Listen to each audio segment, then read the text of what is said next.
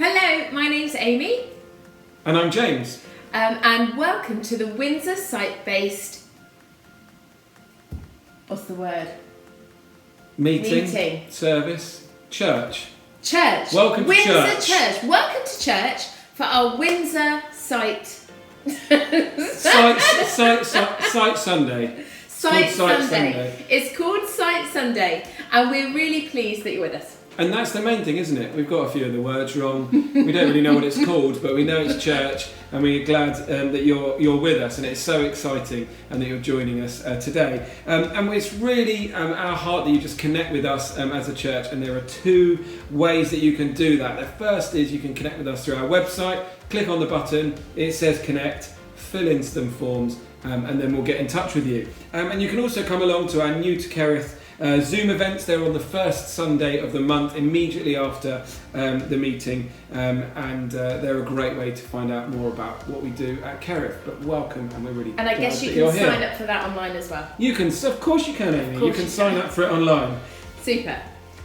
So we have some site-specific information for you, specific to our Windsor site. So, are you ready? The first one is very exciting. We are going to be going back to having watch parties. Now, I think there was one of these before. I think there was and then one we went watch. into lockdown again. So, watch parties are back. Now, this is where you can go to Kerith Windsor site, where we usually meet, and watch the online feed from there with our community, with others from our Windsor community. Now, obviously, there will be some changes to how we normally have live services, so there unfortunately won't be any singing or kids' work, which I know will be a bit of disappointment, but something is better than and nothing. parents can take it in turns. Oh, a with bit of their time kids. out, that'd be nice. Yeah, exactly. What time are those though, Amy? You haven't told They us. are at 10 o'clock. They're at 10 o'clock. They start at 10 10 but a.m. you do need to book onto that. So go onto the website to book your space, because obviously we have a bit of limited. But we'd love to see you there, and that's going to be great, just to be community and be see some faces all together. Exactly. We're That'd be also really nice. excited about our once a month prayer meeting, the first Monday of each month, starting at 8. 40 minutes on Zoom. It's the same Zoom Leon link. has said 40 minutes specifically, so I presume he's going to stick to that. Well, we'll see, but if he doesn't, that's fine. Leon, you can do 45 minutes if you like. But it's the same Zoom code as all the post-church chats, and you can contact Kerith if you've not signed up to the email to get that. And we'd love to see you at those prayer meetings. There are once a month, first Monday, and it's the 3rd of May is when they start. I didn't say that. 8 o'clock, did you say that? I think I said 8 o'clock. 3rd of May, 8 o'clock. Amy, is there anything else we need to tell the lovely Yes, people at Windsor? there's one more, and that is that small groups are still happening online. So until we're ready to do that in person, they're still happening via Zoom, and you can sign up for those. It's not too late. There's still time to sign up for a small group on the website. Great, get involved in a small group, they're fantastic. And the Windsor small group leaders are particularly special, I have to say. They're very good. That's not even us, we're not even doing it this time. We're not doing it this time, but we're great though anyway, even though we're not doing the small group. And But the small group leaders, the other ones are even better. Anyway, great. That's all the Windsor site info news. Now is the time where we just talk about giving, and it's such an important part of our services every week. But this week we just want to say a huge thank you to everybody who has been giving into the life of the church. We couldn't do it without you, and I hope that you feel really blessed by your contributions. And of course, the easiest way to give is through our website. So if you want to give money, you want to plough into to this church, then please visit the website, and you can do that. That money all helps us, doesn't it, in connecting with people and our overall vision, which is helping people to get back to God. So that money is all going towards that really good cause. It is, I keep doing thumbs up. Vision. But it's good, isn't it? So that's great. So it's nearly time for our site preach, which of course we have the main man himself, Leon, will be preaching in a minute. But you just have time to get yourself ready for that. So I hope you're on the chat, because it's going to be Windsor chat as well. Oh yeah, get on the chat. So get on the Windsor chat. But make sure you're talking about what's going on. You know. I think we keep going on about distracted. Windsor, but everyone else is very welcome. Yeah, anyone's welcome. If you don't live in Windsor, or you might live in Maidenhead, Ascot, Bracknell, whoever you are, we're glad you're here, and we hope you enjoy this wonderful preach from our pastor, Mr. Leon Johnson. Have a lovely Sunday, everybody.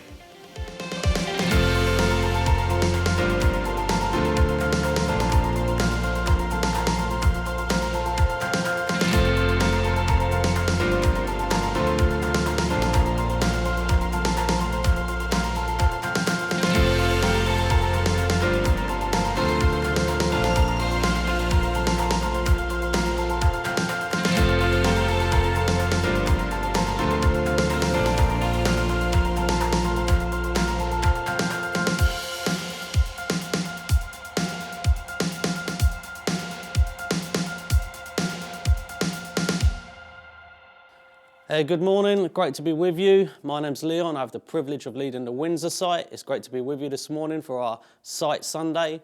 If you was with us pre-COVID, you will know that 4 or 5 times a year we have what we call as a site Sunday, where we come away from what we're doing as One Church, the One Church series or messages that we may be preaching, and we just have an opportunity to speak specifically to our site. So I'm really hoping that this will be our last solely online meeting today. Next week we start with our watch parties, going back to some sort of physical gathering. So this is just a great opportunity just to speak to everyone that's part of our site before we go back to doing that. So what I wanted to do today is I just wanted to share the story of Kerith Windsor so far. I know over this last year there's been a number of people that have joined our community, that have plugged into our online services, that have attached to one of our life groups. And I just want this to speak to you, to let you know about what has happened in our history to get to this point, what has happened in the last 3 years. And then I just want to share a bit of big picture stuff, where I see us going as a community. And then I just want to speak into a few details, a few of the next step things that I feel God is calling us to devote ourselves to in the next 3 months to a year. So the story so far. So just a little bit about myself. I'm Leon, I'm married to Diver. And we have 2 boys, Caleb and Isaac. Caleb's 8, Isaac's 6.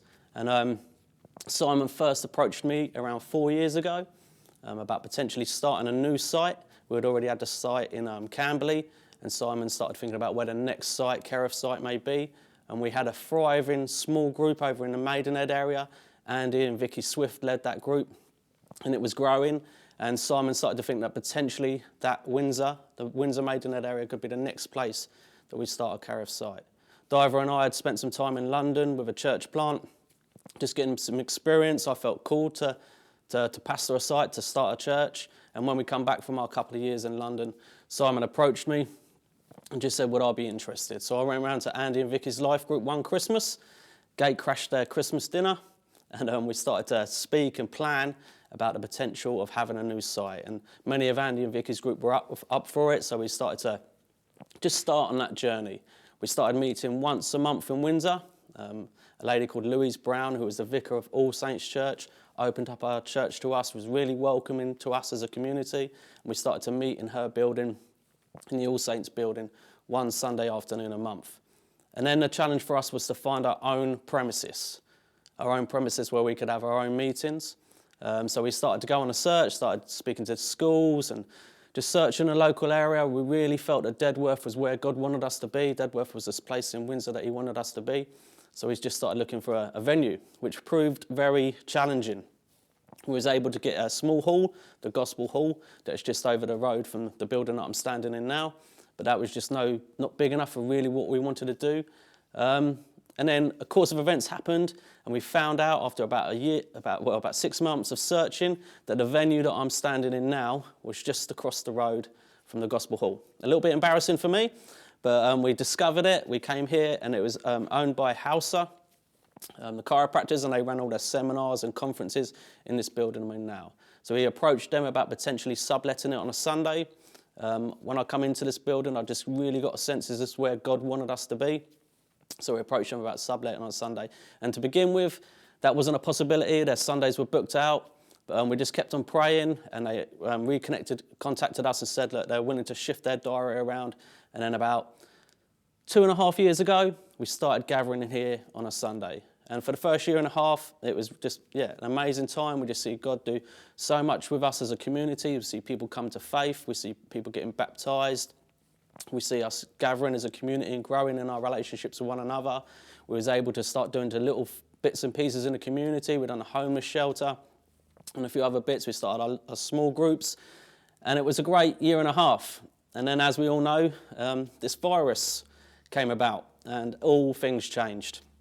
So about 15 months ago, I was in Lanzarote as COVID was coming. And when I was over there for that week, that's when things really started to change back home. And Simon called me up one day as I was relaxing by the pool and said, look, we're going to have to cancel Sunday meetings for a while. The country's going on lockdown. And I came home from Lanzarote, it seemed like to a different country than the one I left in just a week earlier. So it's been a difficult year. There's been lots of good stuff that's happened this year, but I don't want to minimise how difficult it has been for a lot of people. I know this year has affected people's physical health. This year has affected people's mental health. This year may have affected people's relationship with God. There's been strain on our family and our marriages. Anyone else had to homeschool this year? There's definitely been some testing times in this year doing that. So there's been lots of challenges for us as a community. This has caused massive obstacles in what we want to do and what we had planned doing in Windsor. But there's been lots of good in this year as well. We've connected on small groups and Zooms. We've seen lots of people connect with us online.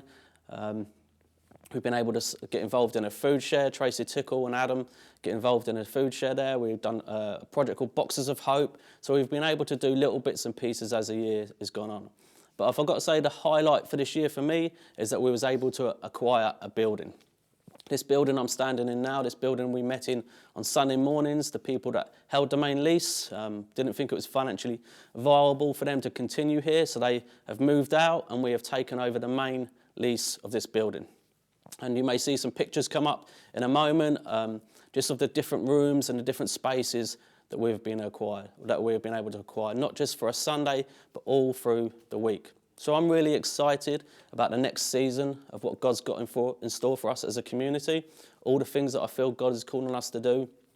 If you've been around Kerith for a while, you know that one of the things that we say is that, when we leave, the area that we serve in, the area that's our church in, the community would really feel it if we wasn't here. We want to bless this community. We want to partner with local authorities, local charities, and just really see, just some real good work happening in this area.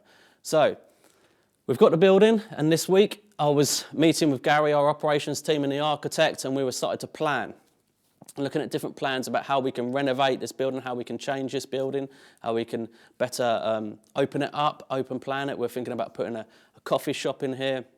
We're thinking about making the entrance a lot wider. We're just thinking about tidying up the spaces so that we can do all that we want to do in this area, whether it's social justice ministries, parent and toddler groups, homeless shelters, partnering with the local authorities, all those things that we're feeling God is putting on our heart to do. We just want to open this space up to do it.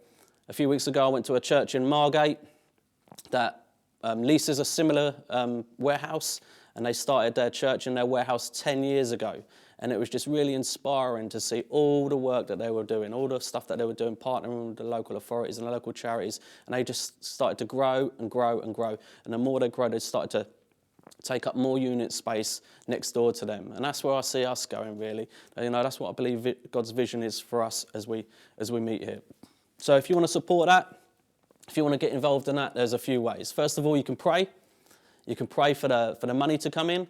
You can pray for the renovations to happen. You can pray for that God would keep giving us a vision and helping us partner with the charities and the local authorities that he wants us to partner with. You can get involved in the renovations themselves. Maybe you've got a trade. Maybe you haven't got a trade, but you want to get involved. We're all capable of picking up a paintbrush. We can all hang some plasterboard. We can all get involved. So maybe if you want to get involved in the renovations, then please let me know. Or you can give. We're starting up a fund where you can give to the work that we're planning to do. If you want to see the drawings or the plans that we've got, the architect's drawings, I'll happily send those to you about all the work that we're thinking about doing, opening this space up. So you can give to that. So we've opened up a fund and we're looking to raise £100,000. So we can do all the work in this building that we're dreaming of doing. So we've already got £10,000 in that fund. If you want to give to that, you can do it via our website. Just go to the Windsor section and you can give to our fund on there as well.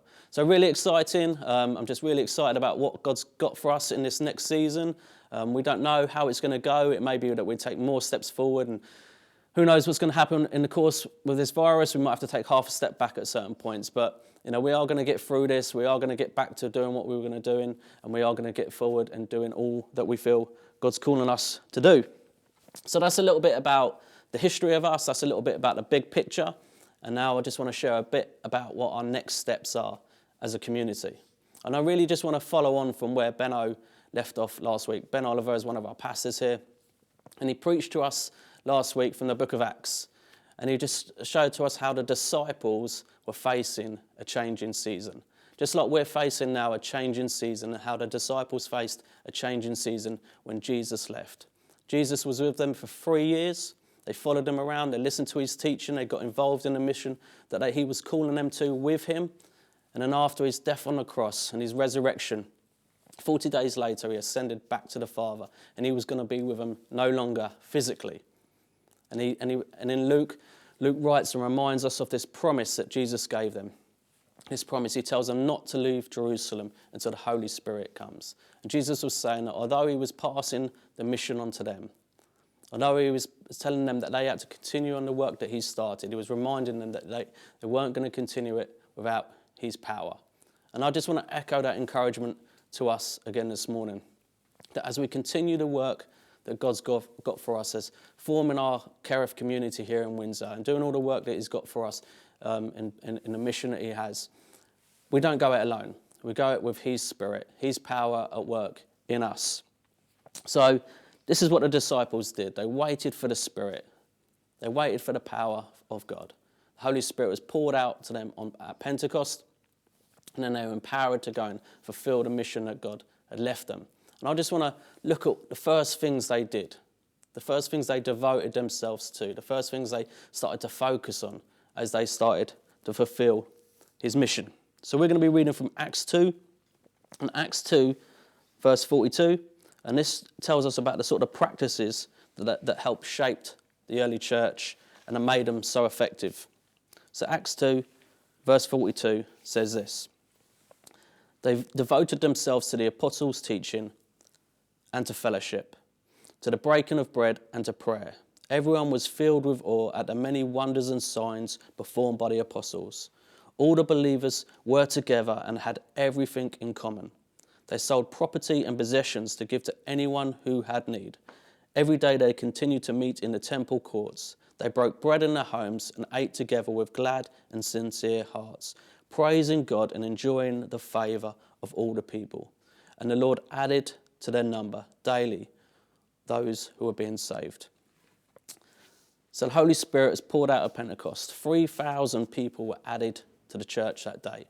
And then these Christians began to organise themselves as the people of God, began to organise themselves in faith communities. And we see here the sort of things that they devoted themselves to. And I believe as we go back, as we start to reconnect, we need to devote ourselves to these same practices that made the early church so effective. So the first thing they devoted themselves to were the apostles' teaching and to fellowship. Now, I don't know about you, but I haven't found it too difficult to listen to great teaching this year. You know, it's been online, it's been on YouTube, I can listen to podcasts. You know, if anything, it's created a bit more of a culture of consumerism where we can just listen and listen and listen and listen. I haven't had a difficulty hearing the word of God, but I've had more difficulty being a doer of the word of God, just where the restrictions have restricted us meeting together. And one of the areas that I feel we've been most restricted in is in this area of fellowship, this area of meeting together. I know I've really missed meeting together. I really missed our fellowship. I really missed hanging out after the meeting, having a coffee, for going for meals, going for curries with the lads and people from church. And I know the women have missed meeting together, going for walks and going out for their meals. And I think fellowship is a real area that's really been disrupted this year. But fellowship is more than just hanging out together. The word fellowship comes from the Greek word in this text called koinonia. Koinonia, it means having spiritual intimacy with one another. And it means participating in the mission of God with one another. We have spiritual intimacy with Jesus when we come into a relationship with him, but we also have koinonia. We have spiritual intimacy with one another. So we are on this mission together with God. You know, God's called you to the mission field. It doesn't matter if you're a school teacher, if you work on a construction site, if you work in the business world, if you're in ministry, we all have the same mission. And that is to love God, love people, and try and help people find their way back to God, to try and reach people for Jesus. And one of the things I've struggled with is not just having other Christians around me, spurring us on, encouraging one another, supporting one another, calling each other to more obedience. Hebrews 10, verse 24 says this, the writer of Hebrews writes this, "And let us consider how we may spur one another on towards love and good deeds, not giving up meeting together as some are in the habit of doing, but encouraging one another, all the more as the day approaches. And I've just really missed that, being in here on a Sunday, meeting together with other Christians and just spurring one another on. So I just want to encourage us, as we come back over the next 3 months, 6 months to a year, let's devote ourselves to fellowship. Let's devote ourselves to relationship with one another, to friendship with one another, with challenging and encouraging one another, to doing life together. So we're called to koinonia, we're called to spiritual intimacy with one another, and I believe God calls us to be part of the church family as well. Now I believe and I hope that Kerith Windsor community is going to be a place that we all feel that we have a deep sense of belonging. A sense of belonging that when we come here on a Sunday or when we meet with the other people that meet here in our life groups, that we have a deep sense of belonging and that we are coming home, that we're coming to people that love us, that are for us, that care for us, they've got grace for us, that want to encourage and challenge us. When I think about creating that sort of culture, I'm reminded of a time when I come back from New Zealand. When I was 25, I emigrated to New Zealand. I thought emigrating to New Zealand was going to be the answer to all my problems. I was living a lifestyle at the time, and I just felt, I'm not going to details in case the young people were watching, but I was living a lifestyle at the time that was just wrecking my life, and I thought New Zealand was the answer to my problems. This was before I was a Christian. And I got to New Zealand, and the lifestyle that I was involved in just got worse and worse and worse, to a point where I become very unwell. And I was left with a decision to make. Am I going to come back to England, or am I going to stay in New Zealand, this place that I dreamed about living for the last 5 years? And I tormented over this decision for about 3 months. Shall I stay or shall I go? And I decided to go, and I remember the flight home, a 30-hour flight home, all the way home, I'm thinking, am I making the right decision? And as I got home, and as I come into my family home, and as I sat there with my brothers and my mum and dad, I just felt so accepted and so loved. And that was the start of me getting well. And at that point, I knew I'd made the right decision. And I began to get well, and my life started to get back in order. And I feel that that's what I'd love us to feel when we come here. When we come to our church family, that we are coming home, that we're coming to a community that loves us and cares about us. And I think all of us are going to be looking at this next 6 months, a year, as a bit of a time of spiritual restoration and recovery. A time where we need to process all that has gone on in this last year. And when we have fellowship, when we have koinonia, we can do that together in this church community. Now that deep sense of belonging is something that happens over time. It's not just something that happens overnight. It happens as we become vulnerable. It happens as we come and invest in our relationships and open ourselves up. And don't isolate ourselves. So that's my encouragement to you. Don't isolate yourselves. Get back to community when things are safe, and invest and devote yourselves to fellowship. So that might sound quite idealistic, to create that sort of community, but that's what Jesus had in mind for us. That's the sort of faith communities that Jesus had in mind. In John 17, Jesus' final prayer before he goes to the cross, he prayed for unity. He would pray that we would have this koinonia, this spiritual intimacy with one another. He prays this in John 17, verses 22. I have given them the glory. He's given us his spirit, his power, that you gave me, that they may be one as we are one. Talking about the Trinity. I in them and you in me, so that they may be brought to complete unity. Then the world will know that you have sent me and have loved them even as you have loved me. Jesus prays that his disciples would have unity, that they would be one. I don't know about you, but I've never known the world so polarised. So many different opinions about, whether it's COVID, vaccines, political, social issues, Harry and Meghan and the royal family. And you just see the world getting more and more polarised in this big space happening in between it. And you see that inside the church as well. You only have to read on social media and YouTube, but I just encourage us that we are supposed to be one. We're supposed to have unity. That's not to say that we're not going to have different opinions about different things, but these are secondary issues. So I just encourage us as we come back to have grace for one another, to tolerate each other's different views and opinions, and to love one another and to have unity. And Jesus says this will be our proof to the watching world. to the watching world, as they look at our community, they're not going to be impressed by buildings and all that sort of stuff. They're going to be looking at us to see if we love one another. Jesus says in John 13, verse 34 this, he says, "A new command I give you, love one another. As I have loved you, you must love one another. By this, everyone will know that you are my disciples, if you love one another." A guy called Rick Warren, an American pastor, says this: "If unbelievers like what they see, they will listen to what we say. If unbelievers like what they see, they will listen to what we say." So God's power is at work in us so that we will be one, so that we will become more loving to one another. So how will that look in practice? How will loving one another look in practice? Does it mean that as unbelievers walk past, they will just see us hugging each other and skipping around hand in hand? Well, there might be a bit of that when we're allowed within 2 meters of each other. But what Jesus is talking about here, when he's talking about loving one another, he's talking about serving one another. God's call in our life is to love one another by serving one another, by giving our time, our energy, and our resources to one another. Now, I was listening a couple of weeks ago to a leadership podcast, or someone had listened to a leadership, and they were saying that the churches were going back, people were getting called to serve again, and apparently this guy speaking said something about most people are on this Enneagram personality test. Most people are a 6, and they don't really like being called back to serve. And me and Diver, my wife, who is also on staff at Kerith, as we start to call people back to serve, we've been wondering about that. We've been wondering, will people want to come back to serve? How are people feeling? I know for me this last year, I've been feeling quite apathetic at times. I've lost my enthusiasm at times. And I'm not sure how you're feeling, but what I do know is that this is the life that Jesus called us to. Jesus calls us to serve.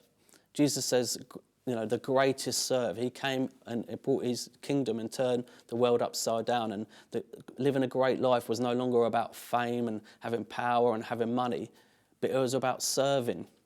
And that's what Jesus did. He came and served us, and he calls us to serve one another.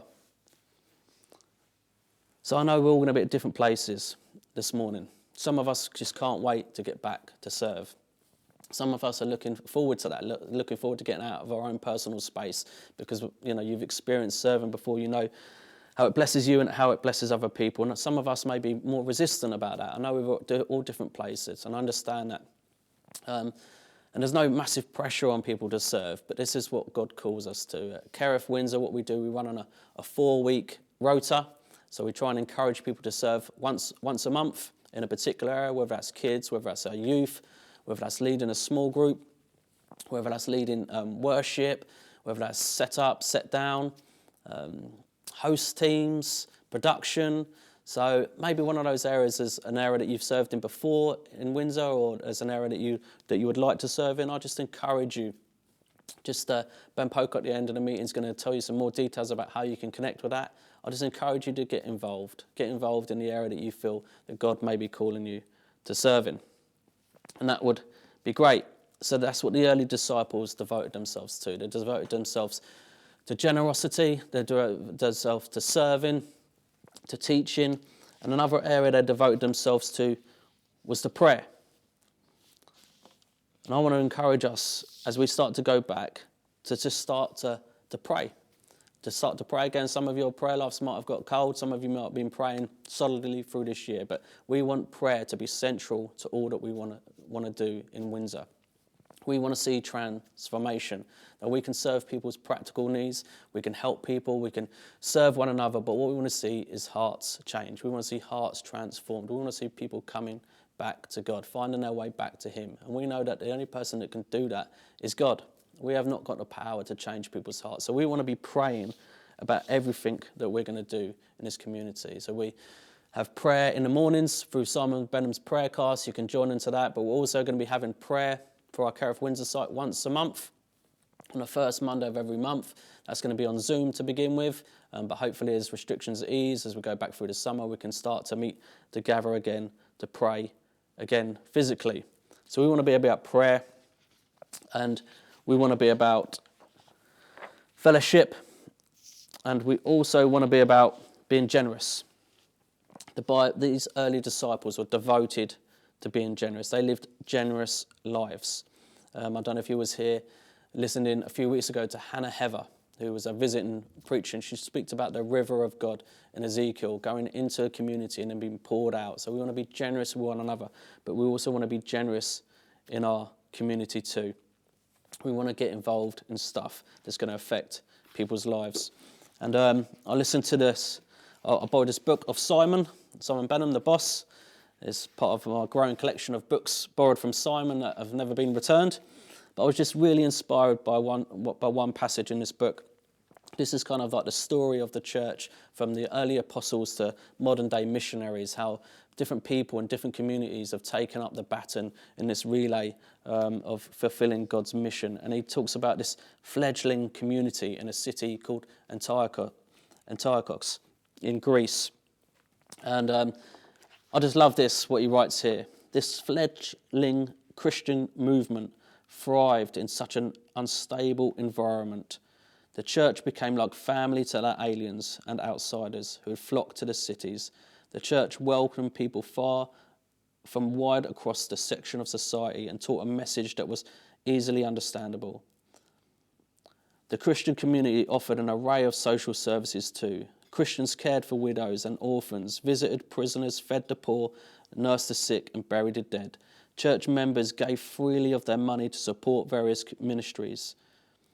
The appeal of Christianity still lay in this radical sense of community, absorbed people because individuals could drop from a wide impersonal world into a miniature community where the demands and relations were explicit. And that's such a vision of the church in those times that affected that city. And that's what I'd like our community to do as well. And they did it through generosity. So we want to be devoted to generosity, and we want to be devoted to reaching the lost. It says, and the Lord added to their number daily those who are being saved. And that's the culture we want to create, a community where unbelievers could come, they can feel welcome, they can explore Jesus, they can explore the faith, and they can get added to the church, and they can come into a relationship with Jesus. And I'm just so thankful about the person that started talking to me about Jesus, and I believe we have a responsibility to reach the lost, to tell others about Jesus too. So we're going to be doing things at Alpha courses, we're going to be doing things at outreach events, because we want to be about reaching the lost. So, lots there, lots to get ourselves stuck into, and I just want to remind us that we serve a good God, that God is full of grace for us as we go back, as we start to get involved. Let's just remember that. Let's just remember that God goes before us. God is going to be with us every step of the way. So we're going to go into a song now where we can just proclaim God's goodness to us. And I just encourage you to do that. And then as we come back, we're going to be praying. We're going to pray for our next steps and for us as a community as we look to take those next steps back to a more normal church gathering in a few weeks' time. Okay, let's worship.